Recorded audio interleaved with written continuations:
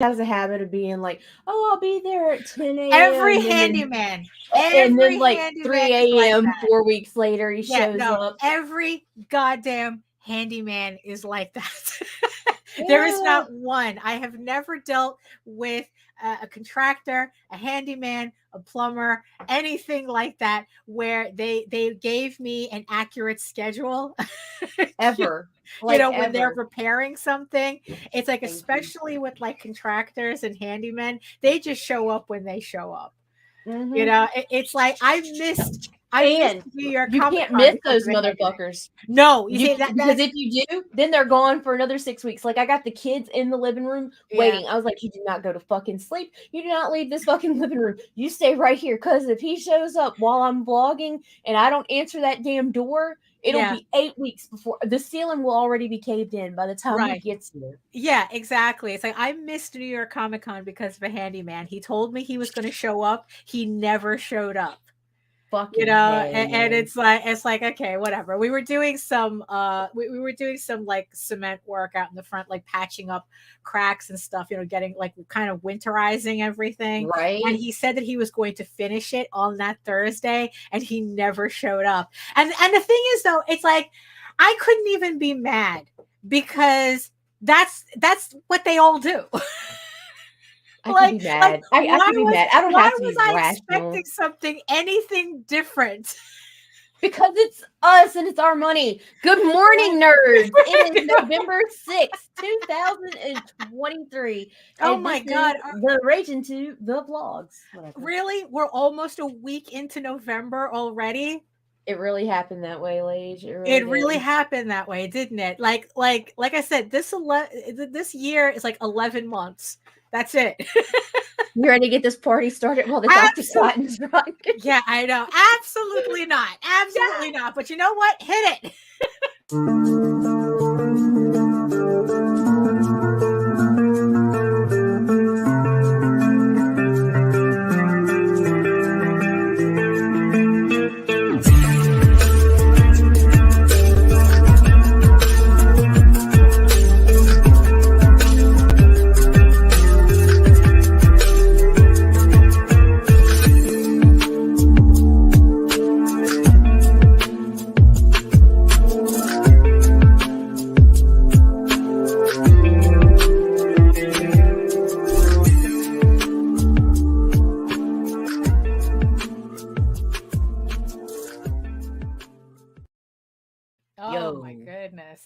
Where is it? We have too much shit over here. Let's clean house. That's true. Yeah. Good morning, Daphne. I'm okay. I'm like, the pain pills are great. The coffee is pretty good. Like, the swelling's going down. Right. Like, for the most part, the worst thing is there's like this throbbing pain that's left back here at the hinge of my jaw. Right. But the worst part is all the stitches across the bottom on the inside and on the outside really are bugging the fuck out of me. Right. For those of you who are just joining us in today's episode, in our last episode, Nita had dental surgery. Yeah. In our last episode before that, Nita had a stroke. No, that episode before that. Yeah, she had a really intense several weeks. It's been amazing, man. I'm appreciating life now. I could imagine. I would hope so. I would it's like, let me tell you though, something good has happened from this, because you know how I'm always like, I don't give a fuck about them. I don't give a fuck. I don't give a fuck. Well, the fact of the matter is the more I was saying I didn't give a fuck, it really was bugging me, and I was giving a fuck about people. Right. Well, true. Having a fucking stroke, and it will make you really leave your fucks at the hospital. Yeah. Like, I left with 0 fucks, and it's like, it's beautiful, and I don't even give a shit. Like, freedom. There's been some shit go down in this little fucking industry community, whatever the fuck you want to call it, and I'm just like ha ha over here. It's no more, I'm in danger. No, fuck that shit. I ain't in danger of nothing. Ha ha. Yeah. Like, it's all over the place right now. But anyway, the idea though is to kind of like, I don't know, have a greater appreciation of what we're doing before something like that happens. But I guess some of us needs the direct push. I needed the push. Right. Right. And then it's like, yeah, and then and then it's like you were doing like a really quick recovery after that, and then you decided to do dental surgery. Well, here's the deal. Okay, so Mhm. the dental surgery, I had an impacted wisdom tooth that's been Yeah. bothering me even before the fucking stroke. Right. But when I had the stroke, because of other symptoms that were still lingering after, they wanted to check me out for heart issues. And apparently, our teeth directly affect Yeah. our heart. So, our dental health is like essential to take care of that shit Right. as soon as there's an issue arise. No, it's true. And Yeah. like, you know what? Fuck it. My deductible is up. I got until January to get as much fucking done as I can. And having bruxism, which is basically a part of my Asperger's and ADHD, I grind my teeth, and so like I need resin fillings like to prevent like damage to my Right. actual enamel or whatever. Right. Even though my teeth are like pretty fucking good. Yeah, I mean you were afraid that they were going to pull out all your teeth, and the Yeah, dentist I'm like going, no, that's a problem because they're all sensitive and shit, and it's like, Right. no, they're really not. He said Right. they're actually really good because I Right. am good about sleeping with the mouthpiece in. But here lately, I've gotten to where it annoys me when I sleep and I yank it out and throw it across the room. Oh well, It's all covered in cat hair. complicated. But it turns out it was like I didn't need all my teeth pulled. I don't need to be nobody's granny just yet. Like Right. Oh, I there you go. That's a good. coat to protect me from Right. myself, and that's what I'm doing. Right. Oh, that's good. That's good. And it's only Yeah. like $10, $15 a tooth, so it's Oh, not really that bad. Oh, Except the wisdom tooth. That No, motherfucker right there. Thank goodness for this fucking insurance, because this tooth was gonna be $1,800 fucking dollars yeah. for one tooth. Mm-hmm. Because they had to do the bone saw on the inside here. That's great. Oh my goodness. You're making everybody in the audience cringe right now. That's okay. They'll be back.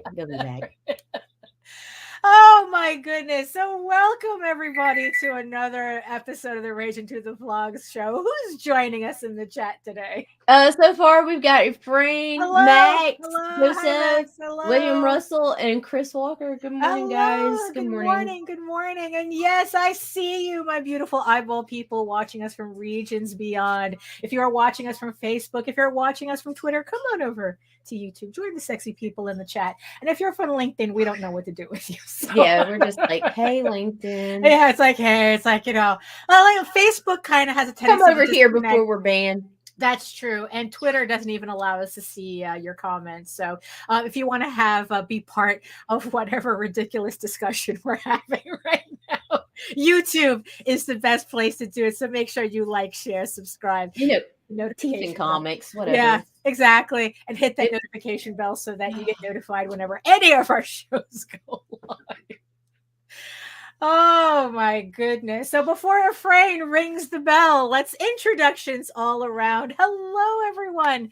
My name is Daphne Lage, and I'm a cartoonist, illustrator, and comic book artist from New York.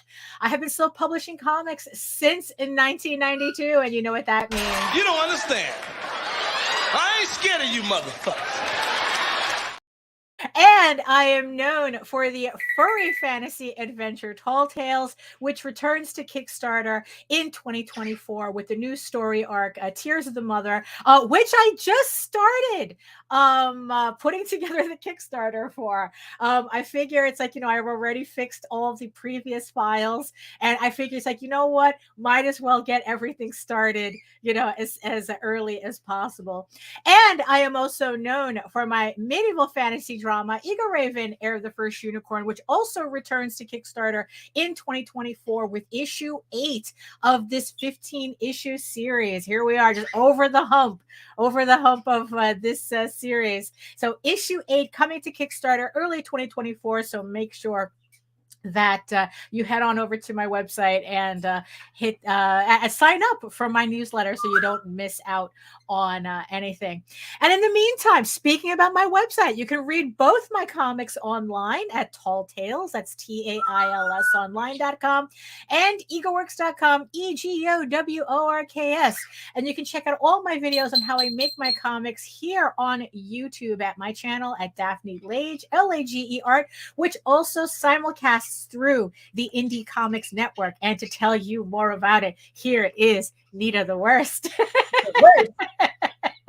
My name is Nita Lanning, and I run the Indie Comics Network on YouTube, which is a collaboration of a bunch of small press publishing companies and individual artists that bring you daily content centered on the indie comics industry, where we take our responsibility for our own actions and failures and don't point fingers and blame everyone around us. We try. You know, it's like, and we're today, petty bitches. So yes, if you want to learn more about indie comics, at least from our perspective, you know, remember everything. Oh, it's like everything that we say and do here is from. I know. Is from, you know, our like I said, our perspective, our direct just how we do things. And what we do is we blab about how it worked for us, how it didn't work for us, and maybe it might work for you, or maybe it won't work for you. Failure all around. You know, it's it's just one of those things. That's just what this industry is. You know, so yeah, so head on over to Indie. Oh my God, I forgot our network. IndieComicsNetwork.com. .com. Got. Oh my goodness, I'm a little too giddy for it this morning, but you know what? It's because I started getting in a couple of things for my campaign. I've been in a back and forth with. Yeah, congratulations, really is in order. For those of you who have supported the Oswald Chronicles, the last Oswald Chronicles campaign, your books are finally going out. I just went to the post office this morning, dropped off the first batch. The last batch is going out tomorrow. I don't know. I always feel like it's bad luck to send everything out to the post office at the same time. I don't know. I always need to break it up. So we finally, yes, we did get the books from our printer. And that campaign, we're going to be able to finally put a little cap on that campaign as well. And speaking of campaigns, yes, so Jose will be launching the next Oswald Chronicles campaign probably next week. So I probably should have gotten the link for that, but we'll make sure to put it in the show notes somewhere so you can so you guys can follow can follow along. And speaking of campaigns, for those of you who supported Medieval Unicorn Viking Slut, or the Unicorn King's Daughter, depending on whether you were getting blocked on social media or not, depending on which title you were using. Well. Well, hey, but look, it was fun while it lasted. It was blast. I started getting in all the rewards for the campaign. So they're coming in a little bit faster than I expected. So here is the bookmark, double-sided bookmark that everybody's going to be getting. So yes, you too can have my beautiful idiot son in your house. And also here's the sticker. That also, this came in really fast. Usually sticker app takes a couple of weeks, but they got me this sticker in within 3 days. I was floored. So so if you're looking for somebody that's not Sticker Mule, sticker app is an option. Here's the sticker as well that goes with the bookmark. That's kind of all that came in so far. I'm still waiting for the prints, and of course, I still do have a couple of these keychains, these prototype keychains that I made that I was going to, I guess, do a bulk order if we had gotten to 10,000. Alas, we did not. But some lucky people will be getting this keychain. And I'm going to completely randomly get one. Right? Yes, absolutely. Completely random. Absolutely. Completely random. Nita's going to randomly get one of these keychains. So at least, I'm pretty happy that these are coming in, and it's like, I just really enjoy looking at them. The prints are supposed to be coming in soon. I did, it's like I sent the files to my printer. For those of you who have been following that saga, it's like our printer is kind of like still a little wonky. He's taking a little bit longer than usual to start, to do things, but he did download my files for the Unicorn King's Daughter order, and I'm going to see if I can get like an actual schedule out of him.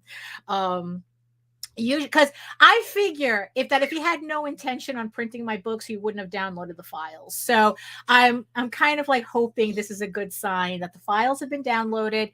So hopefully I'm hoping to get them before Thanksgiving, the books, at the latest by the 30th of this month, by the end of this month. So I want to spend December just getting these books out, and starting the new year fresh. And I can't believe that I'm talking about 2024 already.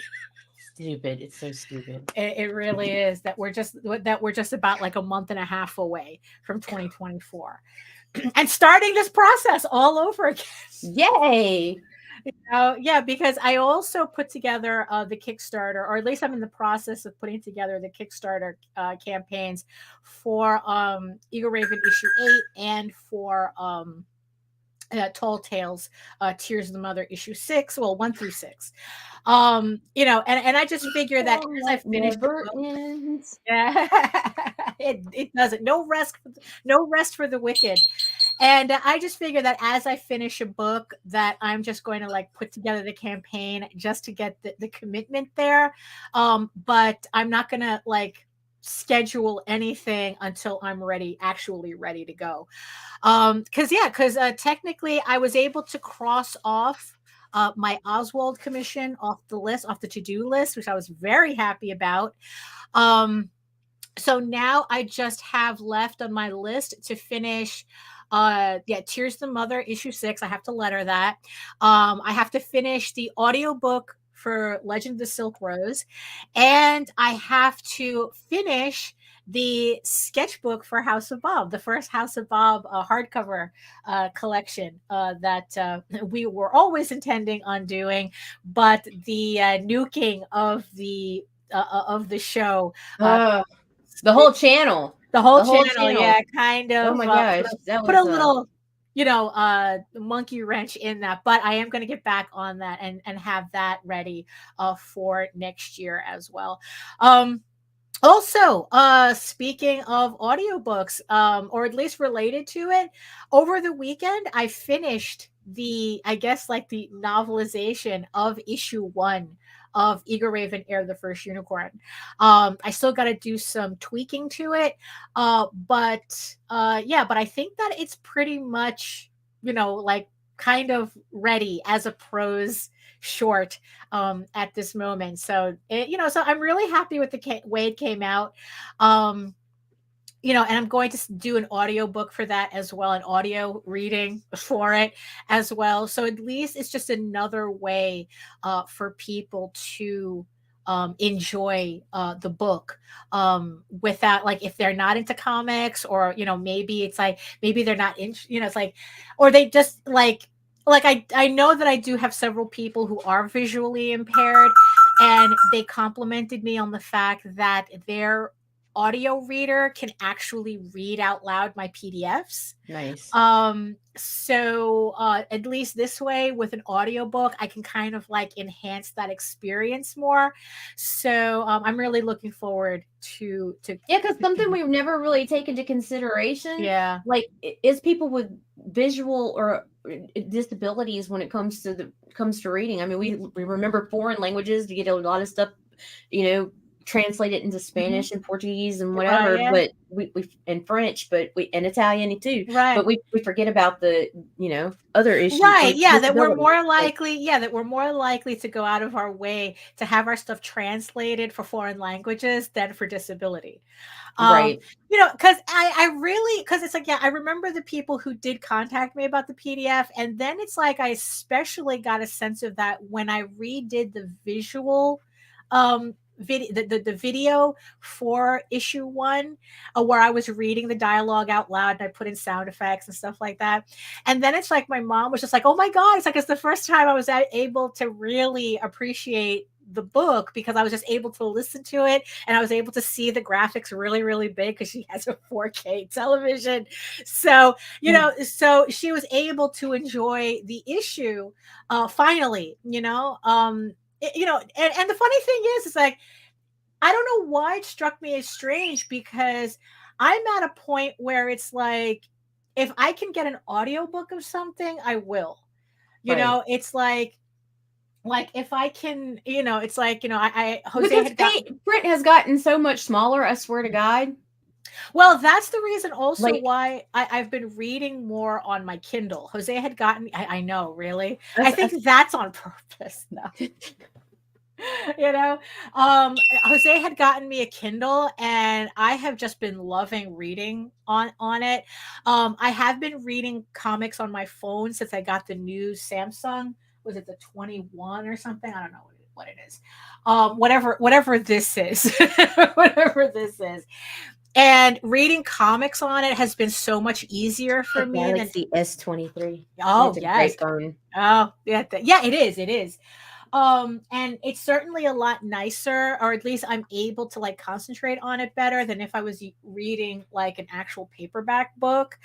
And it's like, so it's like, so in the end, it's like, if I can do something to just kind of enhance the experience, for my work, why not? Right. Especially if it's something that I could just do myself,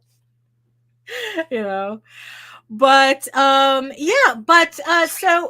so here's the thing. So this weekend, right? So this weekend, I guess finally, going to the title. Also, it's probably best that I don't make Nita talk too much. No, I'm good. Are you sure? It's irritated. It's right. Not, yeah.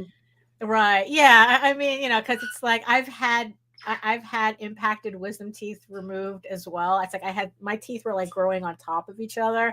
And I remember not being fun at all. No, not at all. It has not been fun, but it's better. Yeah. It's better than it was already. Right. That's true. So I was in a private forum, a private Facebook group, right? Ooh. And someone was doing a postmortem on their campaign. And the reason why it struck me was because it was a story that we've been kind of hearing over and over and over again. And this was just another person on the pile pretty much saying the same story. So what it was that they had done a horror comic that failed to fund at what I think is the low goal of $3,000. So you're talking about a horror comic in October, unable to fund. He said that he made it halfway and his campaign died on the vine. Wow. And he really was at a loss as to what was happening, and the thing, like I said, this is not the first time that we've been hearing this kind of same story, over and over again, where people they're seeing backslides in their campaigns. If they do regular campaigns, they're seeing backslides, less, it's like they're not raising as much money. Even though Kickstarter is saying that more people are funding now than they did 5 years ago. And I remember Max. Yeah, because more and more people are having these goals of, I swear to God, I saw one the other day. I think it was $350. Yeah. That what it is that, because I remember you're not even going to print for that. So what are you doing? To me, those come off as little cash grabs. Right. I mean, there's no way that shit's even going to be, there's no way. You can't even afford the goddamn Gemini mailers. Right. I mean, yeah, it's kind of like really like, well, the thing is that we talked about, it's like, like setting your goal low so that it kind of triggers the algorithm, because like, oh, if you fund at 100% really quickly, then it's like Right. the algorithm, even though Kickstarter Kickstarter claims swears that's not true, but that, fuck them, we've no, seen it. We've everybody seen does it. it.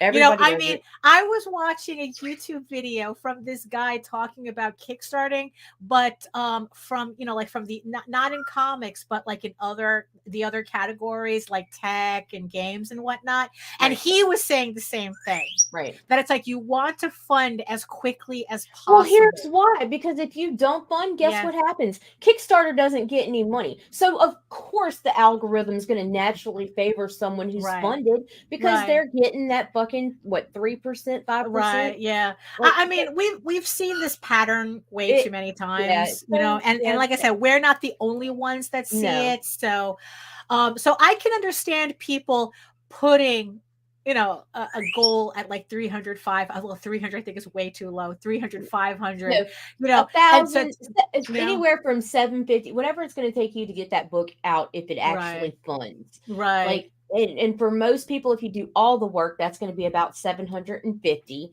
For those that hire out, it's going to be low end. It will vary. 15 to 2. Well, you see, because here's the thing, right? So this guy talked about how the book itself that he launched, cost him $6,000 to make. Because he had to outsource everything. He wrote the book, but everything, everything. It's a double-edged sword. It's a double-edged sword. Because I learned very quickly when I started putting Eagle Raven on Kickstarter, my initial goals were $500, and I literally had people be very, very skittish about pledging because they're like going, why are you funding for only $5? Why are you only asking for $500? It's like, because you can't. Most people, especially if they're not the artist, the writer, the editor, and everything else, they've had to hire out. So how are you affording the artwork? How are you affording the writer? How are you affording your mailers? How are you affording it? So it is sus. That's what I'm saying. Anything under 750 is shooting yourself in the fucking foot. And especially for newcomers, shooting for a goal, anything over 2K is shooting yourself in the foot. You got to find that fucking balance. Right. And you see that. So that's the thing. So like I said, he said that it cost him $6,000 to put the book together. And he went for $3,000 because it's like, well, again, it's like, oh, no, for sure. It's like, I can make it to 3. Right. Well, and he didn't, you see, but here's the thing though. So he's going on and on about, it's like, oh, I don't understand it. My last campaign made 3. Why didn't this? Right. So this is what started me thinking about this topic and everything. Right. Is that I went to his campaign. I went to his campaign. I looked up, his account where it shows all, like all the campaigns that he did. The campaign that he was talking about, right? So like I said, this was a horror comic that he was saying, oh, I was expecting to make 3 because my previous campaign did 3. That's not how this works. Problem is, the previous campaign he did was not a horror comic. It was some kind of like YA pseudo anime looking thing. Oh, dude. Goddamn. When you come with a new IP, always think that you're starting from scratch. Right. And it's like, it's a completely different book. And not only that particular book, if you looked at all the rest of his campaigns, genre jumping with that. That was the only book that actually like really broke 100 backers on his overall campaigns. On his previous campaigns, he was lucky he was getting 50 backers. But this one YA book that he did got 100 and something backers. Right. And now he's expecting, that his horror book was like, oh, well, that campaign did well, so I'm going to expect it for this campaign. And then he died on the vine. And he was like, well, I don't know what happened. And I go, it's kind of like you open up the hood. Yeah, it's kind of like, it's like you open up the hood and you see the raccoon eating your engine. It's like, oh, I see your problem right here. Right. You know? And that got me really, really thinking, right? Because there were like other variations of this theme that I was hearing a lot of in the past several weeks. You know, oh, I did really well at a convention. I thought I would do just as well, you know, on Kickstarter. Oh, but I did really well. You know, it's like I do really well on the rest of my campaigns. Why this one? It's like, you know, it's like I said, variations on a theme. You know, and the theme is that, you know, people, do you have the audience you think you do? And most do not. You know, and that's kind of like, and that thought really hit me like a ton of bricks, because it's like, you know, look, it's like, look, marketing is just like a beast. It's very, very frustrating. You know, even when Tyler Carpenter recommended I read that book, 1 minute content plan. Yeah, the 1 hour, this book, the 1 hour content plan, yeah. which I still recommend for everybody. You know, like I said, this really helped clarify a lot of things for me. But the thing is, though, is that, like I said, the book is a challenge because it requires a certain level of introspection about what you do that I don't think a lot of people in our circle, you know, in terms of the indie comic sphere, really want to admit they have to do. Right. You know, which is more work.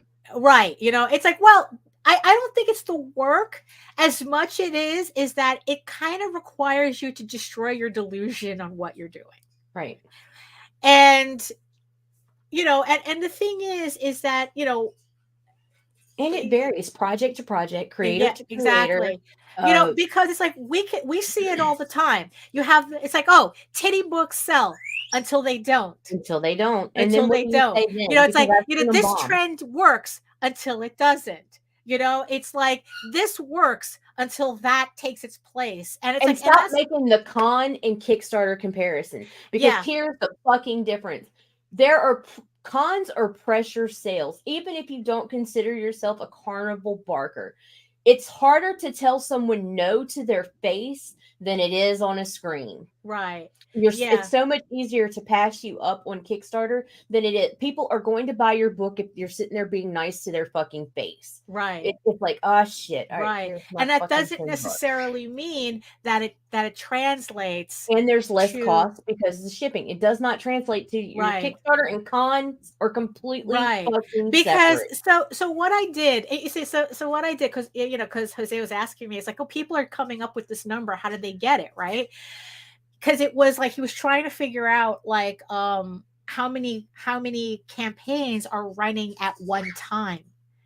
So right now on Kickstarter, as we speak, there are 307 live projects, which is a massive number. Yeah. So there's 300 other people having the same idea as you, type of thing, right? So the thing is that how do we stand out from that?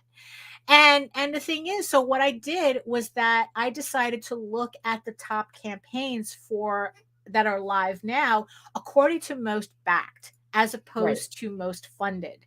Because I've said it before, and I'll say it again, it's very easy to job the number. It's very easy to job, but not the backer count. To job how much money you raise. If I had wanted to really reach $10,000 on my last campaign, all I had to do was offer commissions and sketch commissions. Yeah, exactly. And I could have been over 10,000 easy. But that's not what I was trying to do on that campaign. So I looked at backers who has the highest.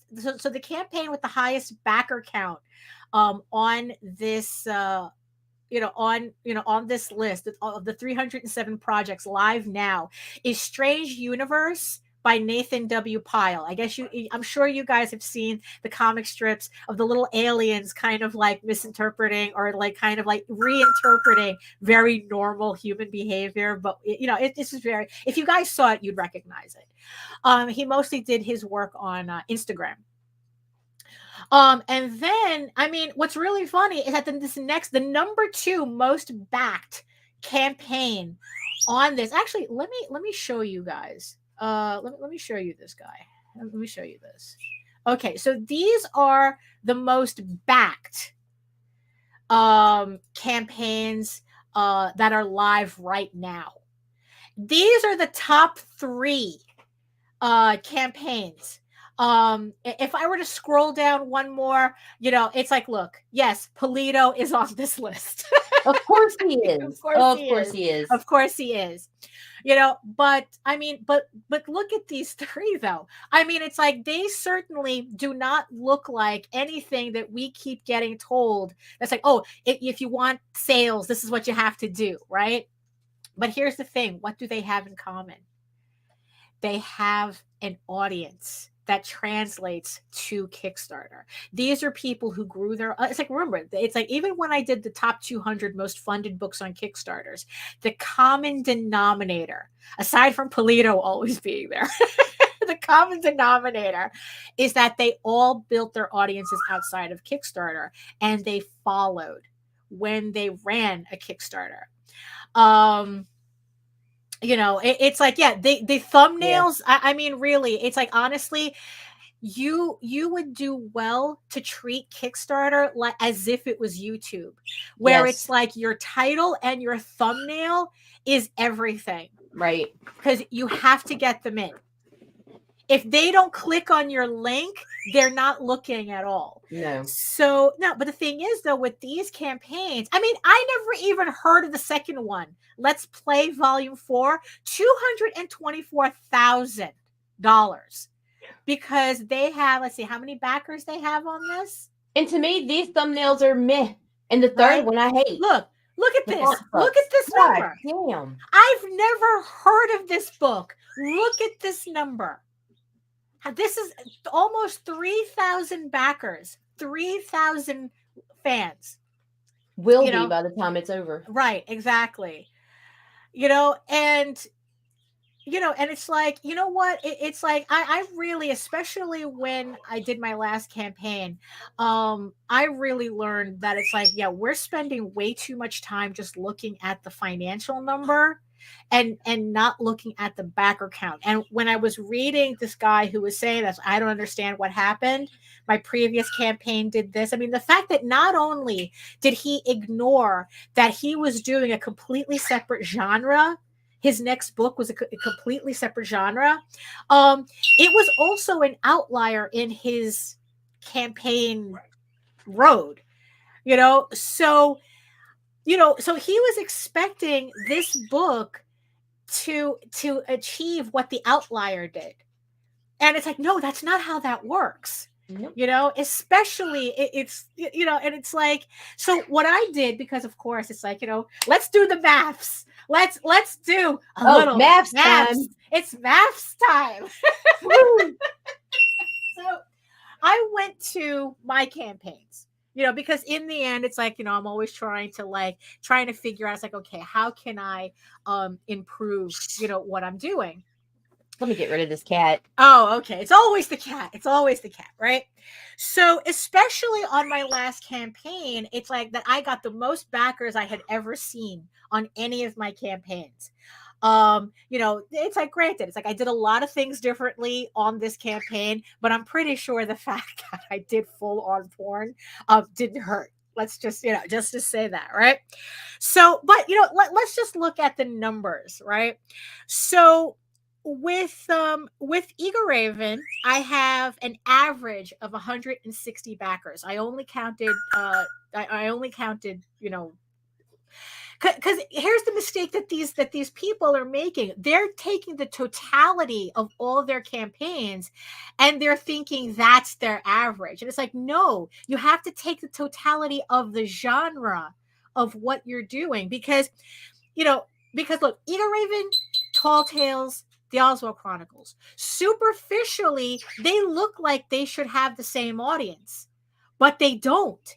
They really don't. We have very little overlap between the three. All three of them being fantasy books. All three, right? Exactly. All three of them, kind of like very furry leaning, you know. But the thing is, though, they have very different audiences because all three tones are very, very different.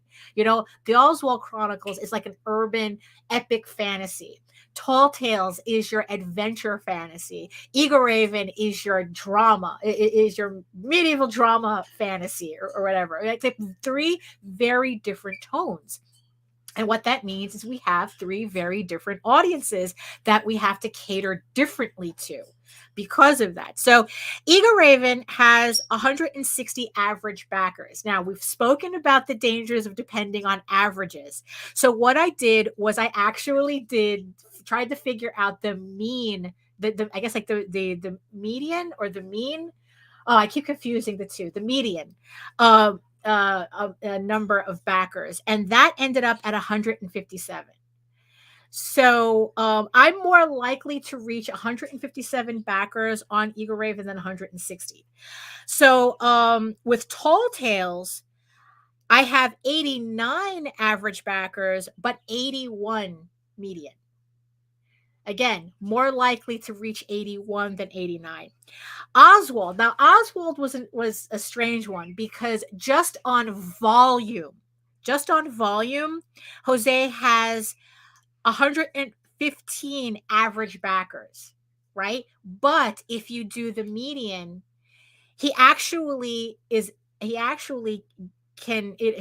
closer to getting 68 backers on a campaign than 115. You know, so he only has a higher average because of the sheer amount of campaigns that he runs. I think for these numbers, it was 17 campaigns compared to 12 Tall Tales and 9 Eagle Raven. Now, for Eagle Raven, though, again, this last campaign seems to be the outlier. 233 backers when I'm usually getting, you know, less than that. So I decided to run the numbers again without it, you know, just to kind of like say, okay, so how many, you know, it's like how many do I really get on Eagle Raven? And if I removed that last campaign, I ended up with 152 average backers with a median of 155. So 155 is kind of where I'm seeing that's like, okay, this is kind of where, you know, my campaign usually does. Like, I think it would be absolutely ridiculous for me to think that my next campaign can reach 233 backers again, you know, because the campaign was so different. You know, so it's like I said, this just kind of like had me really, you know, really thinking. What I did to kind of like, you know, I randomly took somebody's campaign. Well, not really, but I ran their numbers. So this campaign, they had 59 average backers. But if you run their median, technically their expectation should be around 49 backers.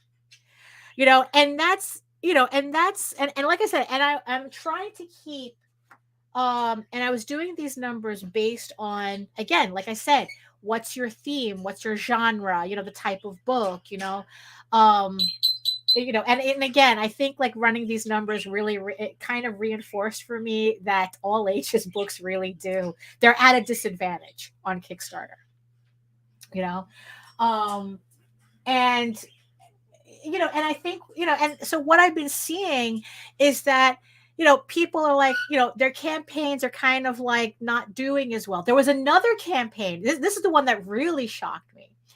There was another campaign, did $18,000. Like, oh, that's a lot of money, right? You go look at all their previous campaigns. Oh, they actually were used to doing 50,000. Now they have it. Now their latest campaign is doing half the amount.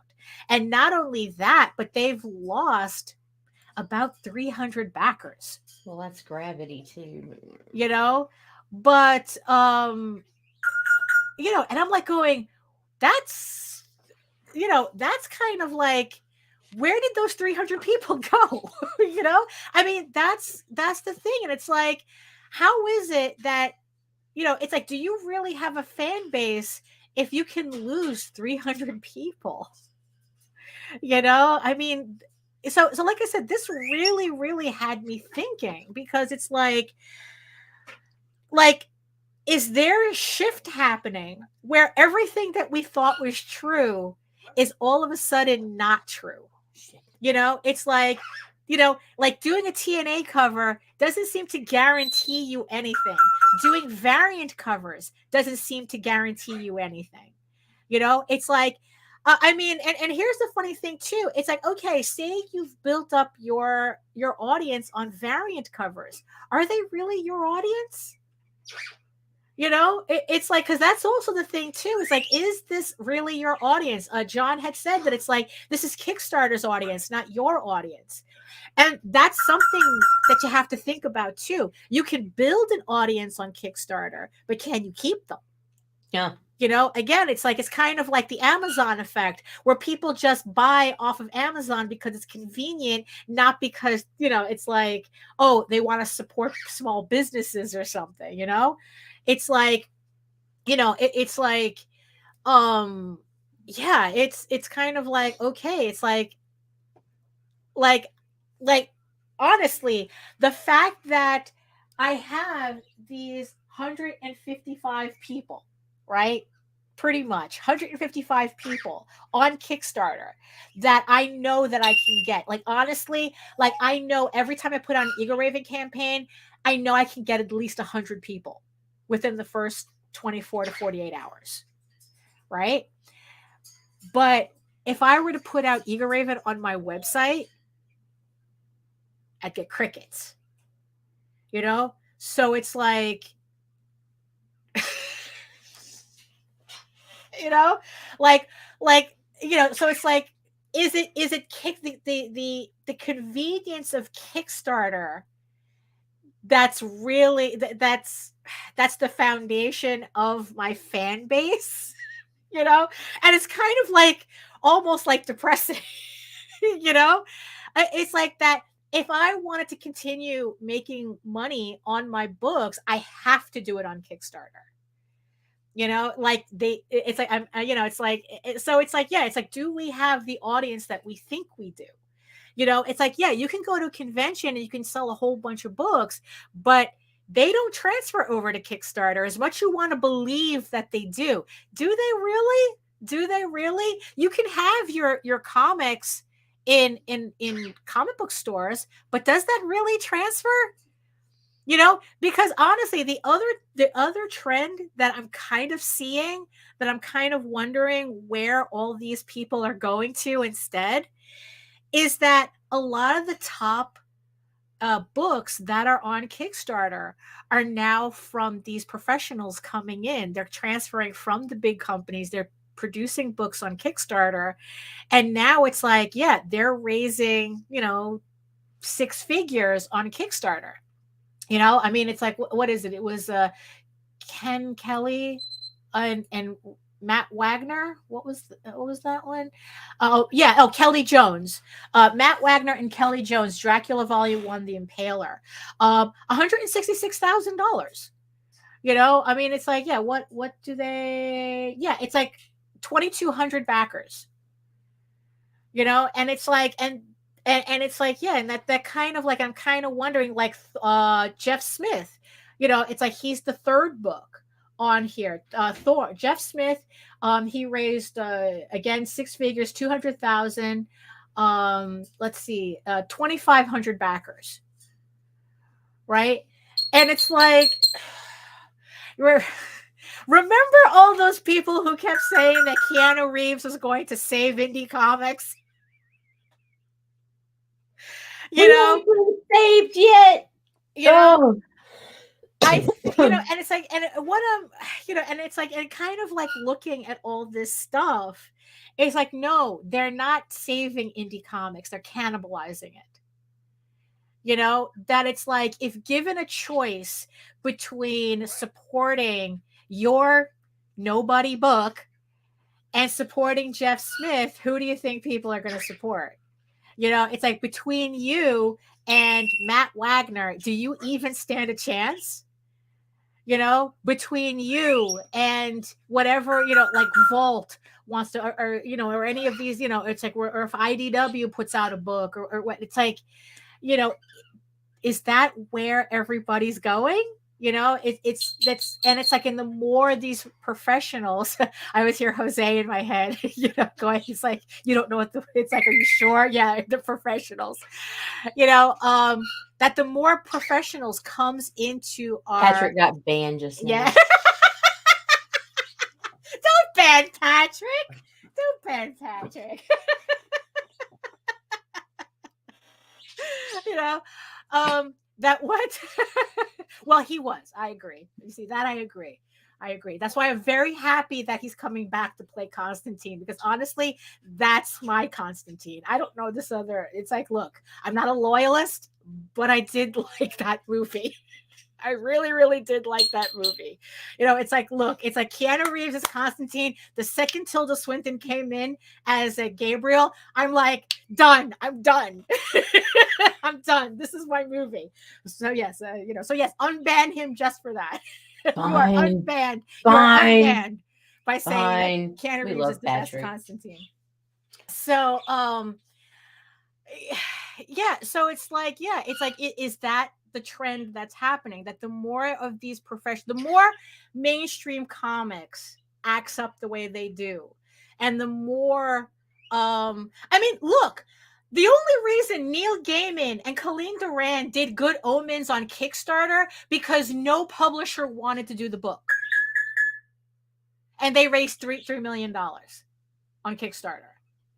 You know, so the more the publishers are acting up and pushing that level of creator onto Kickstarter, you know, it's like, remember these people that back known creators from the industry have a mean age range of 39 to 42. The group are not only fans or followers of the pros, but have different income levels. That's true too. The income disposability is a luxury to tap into. It's like, look, funny that you mentioned that, Jake. Funny that you mentioned, because there is something that I want that I want to play. I want to play for everybody. It's about 5 minutes, but I really do think it's the most important 5 minutes that you're going to hear, you know, especially when it comes to this, right? So I decided to look up the idea of the 1,000 true fans, right? This is, right, the one, and it seems that there's a dude who coined that phrase. And hold on, let me just let me see, share screen, 1,000 true fans. And he happened to go on Tim Ferriss's show, podcast. For those of you who don't know who Tim Ferriss is, he is the guy who wrote the 4-Day Workweek. He's kind of like an Uber efficiency expert, right? It's like how to pretty much do everything with efficiency, kind of, you know. So this is the guy who, so this is like a 5 minute, almost a 6 minute clip of this guy explaining the 1,000 true fan theory that he came up with. And if YouTube makes us pull the video, we'll put the link to the clip. I was just about to say too. Just in case, yes. Because that is, I was a little concerned about that, but honestly, I really want everybody to see this. So let me just play it and hope no ads pop up. So here it is. The iconic 1,000. Hold on, can you hear it? Did the audio come up? Okay. True fans. The most popular thing you've ever written. Right. Why do you think that is the case? And what would you double down on or revise if you were to take another stab at it today? The honest answer, one of the reasons why it's right, we can talk about maybe why it's good and useful and then why it's popular. The reason why it's popular is actually through you. The fact that you included it in one of your books, and that's sort of lifted it out of my little realm. The reason why maybe it kind of resonates with people is because there is sort of an assumption that the goal is to hit it big, the big time, bestseller, a hit. And most people kind of come to associate those numbers, that kind of large scale, with success. And the idea that success could look differently, that you could have a more modest size scale and that be successful, sometimes is dismissed as lifestyle businesses or whatever. And I kind of realized that the technology would allow a different version of that it was possible and that it would be good. Mm-hmm. It would be good for people.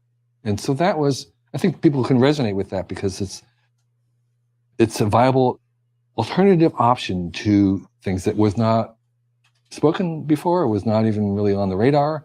And when I first wrote it, before you even saw it, there was no Kickstarter, there was no Patreon, and I was challenged by people like Jaron Lanier to say, well, that's a nice theory, but there isn't any evidence that this is actually working.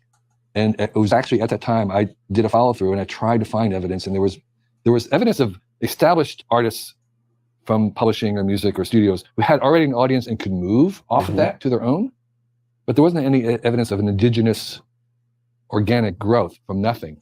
Now there is. Every day people write to me and meet me, say, yes, I have been able to do that, inspired someone by hearing of that possibility. Is there anything that you would modify in that piece or emphasize more? So I did a modification for you, which was, I talked about the fact that one benefit and one disadvantage. The one benefit is that part of what we're doing is, if all you need is 1,000 true fans, then even if your interests are 1 in a million, given the population of the Earth of billions of people, that means there's 1,000 people potentially on the planet who will share your interests. Mm-hmm. So if your interests are only 1 in a million people, then you still have enough. And then the second thing was that just to emphasize to people that this is not for everybody, that tending the fans and interacting with them is almost like a half-time job, at least, maybe even more. And not everybody's suited to do that. An artist might just want to paint. They don't want to deal with fans. And we see more of dealing with fans. What it means is it's not always pretty and it can burn you out. And so I just want to emphasize that this is an option, and you don't have to go all the way. You can have your 1,000 true fans, and then you can have lots of other casual fans and other fans, which would allow you to have other people help you. So it's not just you. And then secondly, for some people, you want to have intermediaries. It's just not something that you want to spend your time doing, and that's perfectly fine. But it's a really great place to be able to start from. Mm-hmm. So maybe you don't want to land there, but that's one of my pieces of advice, is that where you start is not where you're going to land. So this is a good place to start. That's exactly what I was going to say, which is, even if you want to hypothetically build a huge company and change the world, although I'm very skeptical of people who lead with that, I think most businesses fundamentally are lifestyle businesses if you really double click and look at it closely enough, even if someone aims to be a Fortune 500 CEO. In any case, the point I want to make is, even if you have these very lofty, large scale goals, beginning with the exercise of reading 1,000 True Fans and at least considering what your approach would be to accomplish that first is a great fundamental step. Right. And partly that is because you get 1,000 true fans by accumulating them one by one. And if you're focused on, like, today I'm gonna get one more additional customer, that is tremendously powerful. Customer by customer, are they happy? Am I giving value to them? If you can focus on that, that is incredibly a superpower. Yeah, for sure. And if you can take those 1,000 true fans and some subset of them become your PR/marketing forces, then things can multiply very quickly. Yeah. So thank you, Jake, for the, I didn't know that was an option. It could trip them up too. Right. Yeah. On the replay.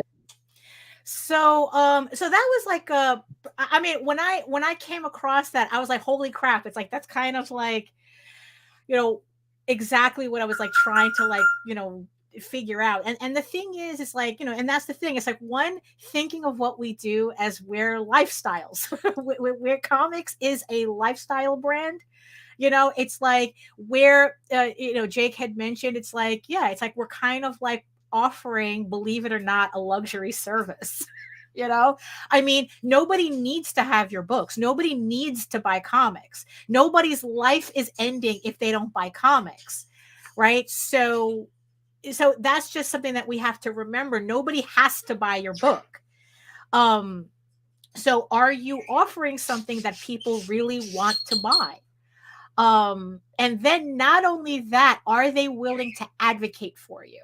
Because just like he said, he had this thousand fan theory, right? But it wasn't until Tim Ferriss had mentioned it that it actually gained traction. You know, so it's like he had the fan that that advocated for him, and he ended up being pushed to a forefront that he wasn't getting on his own. You know, and that's something that we have to, kind of think about ourselves. Like, I know that a lot of us also like to think about, oh, I am an island unto myself. And I go, no, you're not. You know, it's like, you cannot do this by yourself. Like, who can you collaborate with? You know, and yeah, and help build one by one these fans who it's like, who will not only be with you the entire time, but will also do that intermediary work for you. You know, because yeah, who doesn't have the time? I mean, who has the time for this, right? You know, and also I think that what was important that he had said too is that this is not for everybody. And I think that this is that's also a reality that people have to kind of, kind of like navel gaze on if they have to. Yeah, that's something that the book talks about, the 1 hour content plans. The first thing, who's your audience? If you don't know who your audience is, then how are you going to market? You know, I mean, for me, it just turned out that my optimal audience is someone like me, who likes this type of stuff. And because it's like, I remember talking to another author going, it's like, yeah, it's like, I refuse to believe that I'm the only one who enjoys this shit. So, and even the guy saying there's about 1,000 of you. The trick is finding that 1,000. But also, as I was saying before, it's like the trick is also being realistic as to what exactly you're doing. It's like, you can, if you're putting out a horror novel, a horror book, but you're comparing the results to that to a YA comic, I mean, it's like, no, it's like, you see, here's the thing, and here's the thing. It's like I said, it's like, marketing is very all over the place. No matter how many times we try to make it sound like there's rules, there's rules to an extent, and then the trends change. But it's like, yeah, because it's like, oh, if you do variant covers, you'll do this until it'll work until it doesn't. Like I said, if you do the TNA books, it'll work until it doesn't, right? It's like, and here's also the thing.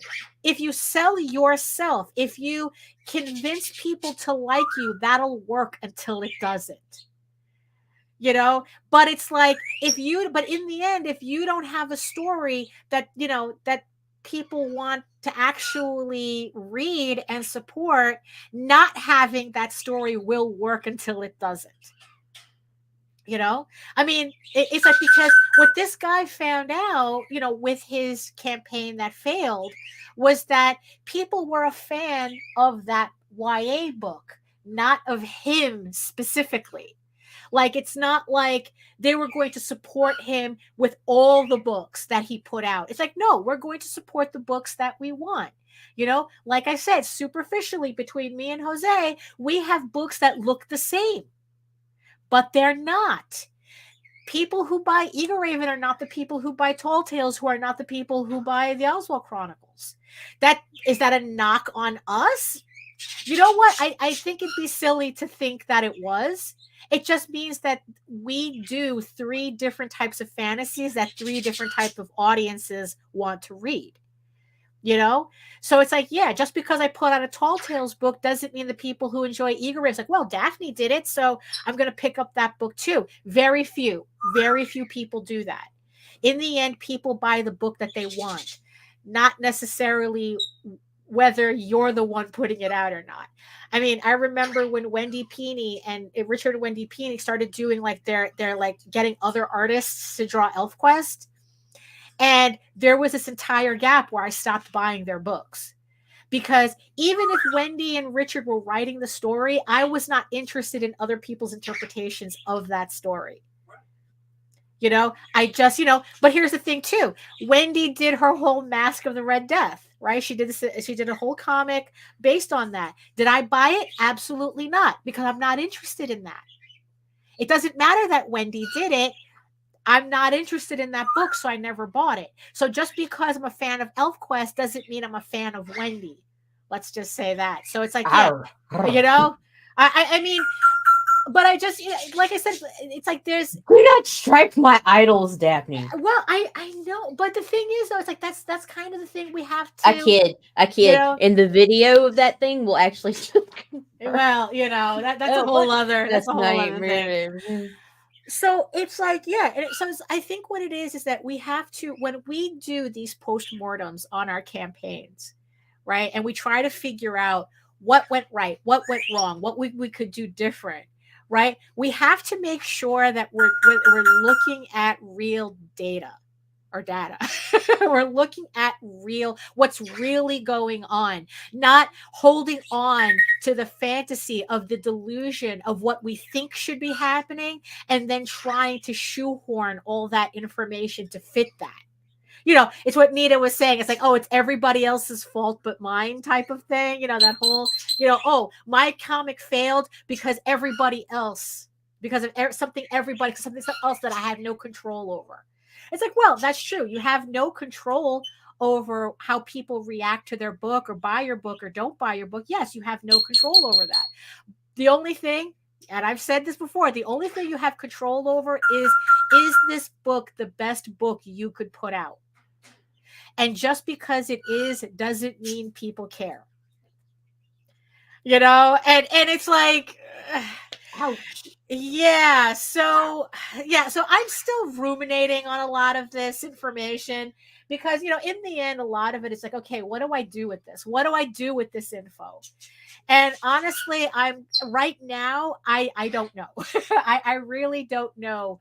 This maths could be algebra. We might not never use it. I mean, it's like, yeah, it's like, because then it's like it brings in all these other things that it's like, well, yeah. Bye, because it's like, then it's like it brings up, it's like, well, what if me promoting this comic needs me to do things that have nothing to do with the comic? What if it needs me to build up my YouTube channel? What if it needs me to build up, a social media following that has nothing to do with the comic? I mean, like I said, there's all these other wheels that are turning, and it's just trying to figure out whether that's what I really want to do. Because in the end, it's like what I really want to do is I want to get to issue 15. And I'm getting to issue 15 no matter how it does on Kickstarter. I'm getting to issue 15. I'm writing these novels. It's like all that is still happening. It's just the everything else that I'm trying to, like, how do I get the everything else to help me push me towards that goal, or support the goal, because the goal is there no matter what. But how do I get everything else to support me as I work towards this goal? Or can I? It's like, is there going to come a point that maybe it's like, oh yeah, maybe I do have to get a job. It's like that's a reality too. Who knows? It's like, we don't know. But that's why, in the end, that's why we do the show, right? To kind of like think out loud, about all this, and maybe everybody can add in their own 2 cents and whatnot, and we can try to collectively try to find and leave the rest, because it's just random thoughts and bullshit. And I just want to remind everybody that that's exactly what this is. I mean, it's like, look, we're only talking from our experience, from what we've experienced, from how I'm looking at stuff. It's like, look, it's like, if you want to be mad that my that what I'm coming with is not justifying what you're doing, that has nothing to do with me. No, it doesn't. But you can go ahead and create your own content based on it. Right? It's like, look, this is how I'm seeing things. This is how I'm interpreting it. If it resonates with you, that's great. If it doesn't, that's great too. I mean, it's like, okay, go do what you need to do, because we all have different paths. And tell us what you need to do, because we could talk about what you did as well. I mean, damn. Right, You know, I mean, it's like, yeah, like I said, this is us talking, you know, thinking out loud and trying to figure out, you know, what to do next. And all I know is that the next thing I have to do is I have to finish these 3 sketch covers to finally, so I could finally send out the last of the Eagle Raven issue 7 books. So I guess we could just end it right here. You know, so Nita, do you have any final thoughts for the peoples? Not a one. Not at all. Okay. So thank you everybody for joining us for this always rambly edition of the Ragin to the Vlogs show. Thank you so much for everybody in the chat for your 2 cents, especially in this economy. And thank you so much to my beautiful eyeball people watching us from regions beyond. Thank you so much for joining us for this hour as well. And thank you so much for all the little thumbs up and the little hearts that you're leaving. I see them. Thank you so much for that. As well. Yes. So yeah. So if you want to learn more about me and my artwork and do your cards. My cards. Yeah, pull them up. Oh, the cards are stuck on your end. Okay, that's fine. So if you want to learn more about me and my artwork and all my campaigns, you can head on over to my portfolio site at wow, it really doesn't work on your end, does it? Okay, well, I'll do it. You can head on over to my main portfolio site at egoworks.com, EGOWORKS, where you can find links to all of my galleries and social media sites. But I mostly post to Facebook if you're interested in seeing sketches and current work in progress updates. And you can always find me on YouTube. I have 500 and something videos on that channel that you can peruse at your leisure, you know, to see how I do my work. And you can also join me on Wednesdays for my semi-weekly art live stream. Like I said, on Wednesdays at 4 p.m. Eastern, 2 hours of me just drawing and yammering about whatever it is that comes to mind. And remember that you can also read Eagle Raven, Heir of the First Unicorn, for free, uploading every day, Monday through Friday. Catch up before the campaign for issue 8 launches next year. But if you prefer your fantasy to be more of a furry Lord of the Rings adventure, you can follow the link over to Tall Tales. That's TAILS online.com. And not only can you read the first 20 issues of Tall Tales for free, but you can catch up on the latest story arc, Tears of the Mother, which is also currently uploading Monday through Friday. So thank you so much again for joining us today. And we will be back, like I said, for me on Wednesday. You can join me. I'm definitely going to do a show on Wednesday, and we will be back Friday with another round of nonsense. And in the words of the ancients, eat your food, moisturize, mind your business, and do the work. Because when you actually do the work, you never have to fake any of your accomplishments. Thank you so much again. And we will talk to you next time. Bye.